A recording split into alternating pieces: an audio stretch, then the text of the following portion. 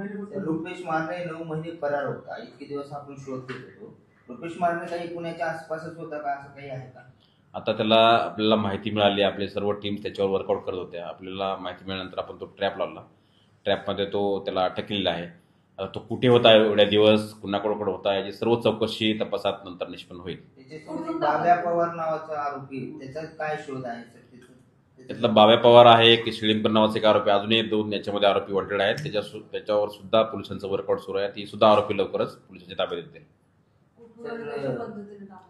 हा मुळशी भागातून त्याच्या घरी येणार आहे अशी माहिती आपल्याला मिळाली होती.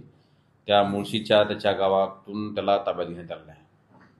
9 महिने काय एस्टॅब्लिश झाले का वेगळे एलिमेंट्स किंवा कुठल्या जस्ट आता ताब्यात घेतलेलं आहे. इंट्रोगेशन सुरू आहे. तपासात पुढच्या सगळ्या गोष्टी निष्पन्न होतील. दुसरं